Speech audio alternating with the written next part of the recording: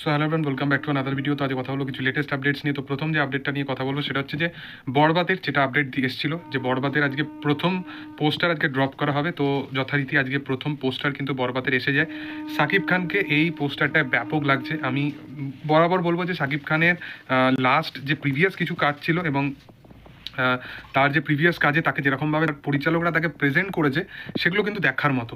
আমি তুফান কাজটা দেখেছি। তুফানে আমি বারবার বলেছি যে তুফান ছবিটা ইটসেলফ কিছু জায়গায় ভালো ছিল, কিছু জায়গায় খারাপ ছিল, সব কিছু মিলিয়ে মিশিয়ে থাকলেও কিন্তু শাকিব খানকে খুব দারুণভাবে প্রেজেন্ট করেছিল এবং শাকিব খান সেখানে খুব ভালো পারফরমেন্সও দিয়েছিল।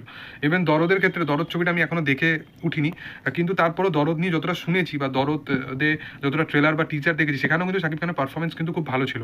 এবং ইভেন প্রিয়তমার ক্ষেত্রেও লাস্ট কিছু পোর্শন বা তার মিডিলেও শাকিব খান একটা ছবি করলো যেখানেও কিন্তু তার মানে যদি পারফরমেন্স দেখো সেটা কিন্তু শাকিব খানের ইটসেলফ পারফরমেন্স কিন্তু খুব ভালো ছিল, যেখানে শাকিব খান বিদেশে চলে যাচ্ছে এরকম সামথিং কিছু ছিল। তো এই 3-4টে কাজে কিন্তু পারফরমেন্স কিন্তু শাকিব খান খুব ভালো এখন দেওয়ার প্রচেষ্টা করেছে এবং শাকিব খান এখন একটু যে তার যে কনসেপ্টগুলো সেগুলোতে একটু চুজি হচ্ছে, এটাও দেখে বোঝা যাচ্ছে। এবং অডিয়েন্সের যে ডিমান্ডটা সেটা সবসময় সে ভাবনা চিন্তা করে যে অ্যাকশন ধর্মীয় কাজই করবে, এটা কিন্তু দেখে বোঝা যাচ্ছে।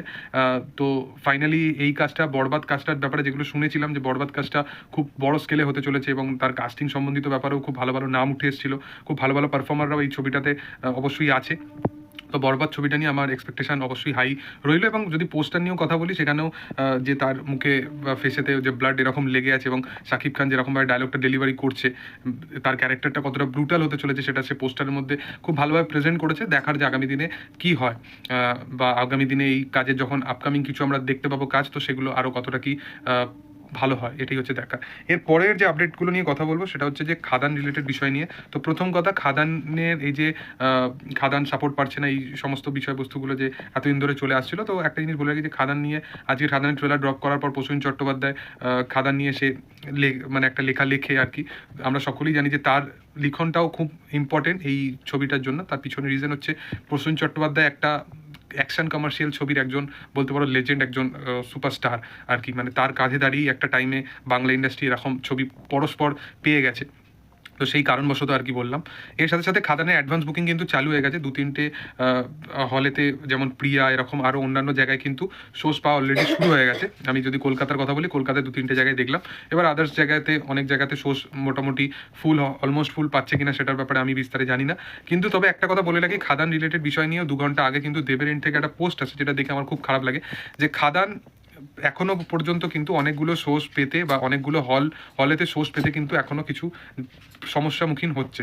এর পিছনে রিজনটা আমরা সকলেই জানি যে রিসেন্ট টাইমে পুষ্পা 2 আছে এবং খাদানের সাথে এতগুলো ছবি মুক্তি পাচ্ছে। তো সেই কারণবশত ছবিটা একটুখানি সমস্যামুখীন হচ্ছে এবং সবথেকে চিন্তার বিষয় এটা যে ছবিটা মুক্তি পেতে আর 2-3 দিন বাকি এবং তার মধ্যে এই ছবিটা এরকম সমস্যামুখীন হচ্ছে এবং তার টিম থেকে বা মেকার্সের তরফ থেকে বা দেবের এন্ড থেকেও কিন্তু এই বিষয়গুলোর ব্যাপারে পুরোপুরি কিন্তু বিস্তারে কিন্তু দেখা হচ্ছে। তো একটা বাংলা ছবি, কমার্শিয়াল অ্যাকশন ছবি, এবং এই যে আমরা এতদিন ধরে বলি না যে সেফ জোন বা অ্যাকশন কমার্শিয়াল ছবির মধ্যে কেন হচ্ছে না, এতগুলো অডিয়েন্স এই মানুষগুলোর মাথা খারাপ করে, তো ইন্টারভিউ করে করে বা তাদের কাছে মেসেজ পৌঁছে পৌঁছে, তো পুরনো দেবকে আমরা পাচ্ছি না। তো আলটিমেটলি একটা মানুষ যখন তার সেই জিনিসটাকে, অডিয়েন্সের ডিমান্ডটাকে সে রাখছে এবং তখন যে নিয়ে আসছে, তখন কত কি বাধা তাকে ফেস করতে হয়। এরপর থেকে সেই মানুষটা ভাববে যে ঠিক আছে, আমি আর এরকম ছবি করব না। সচরাচর আমি যদি একটা অ্যাজ এ পার্সন যদি নিজেকে জাজ করে দেখি, তো আমিও তাই করবো। আমি বলবো যে ঠিক আছে, আমি আর এরকম ছবি করবো না। আমি সেফ জোনে যেমন ছবি, অডিয়েন্স যেরকম ছবি আমি আমি আমারটা ঠিক চালিয়ে নিচ্ছিলাম আর কি। কারণ দেবের যদি লাস্ট 4-5 বছরের সিনারিও দেখো, একটাও কিন্তু ফ্লপ ছবি নেই। তো সেখানে অডিয়েন্স তাকে একটুখানি যদি প্রধানেতে একজনকে চড় মারতেও দেখে, থাপ্পড় মারতেও দেখে, তো সেখানেই মানুষ কিন্তু খুশি হচ্ছিল এবং বিয়ন্ড লেভেলে কালেকশন করেছে। প্রজাপতি, তারপরে প্রধান, ব্যাপক ব্যাপক কালেকশন করেছে। তো সেরকমই হতো। তো সেই সেফ জোনটা থেকে বেরিয়ে এসে যখন একটা খাদানের মতো ছবি আনছে, তখন অডিয়েন্সের ভালোবাসাটা তো পরের কথা, তারপরে এরকম সোর্স পেতে অসুবিধা বা অন্য রিজনাল ল্যাঙ্গুয়েজের ছবিকে চলতে দেওয়া। তো এই হচ্ছে ব্যাপার। বাংলার টোটাল সিনেমার এই যে ফেস করতে হয়, যে সম্মুখীন হতে হয় অ্যাকশন ফিল্ম বানালে, এগুলি হচ্ছে মেন ফ্যাক্টস। তো যাই হোক, এগুলো নিয়ে তোমাদের কি বক্তব্য অবশ্যই কমেন্ট সেকশনে জানাতে পারো। ভিডিও যদি ভালো লেগে থাকে লাইক শেয়ার সাবস্ক্রাইব করে দিও। Thank you all, by.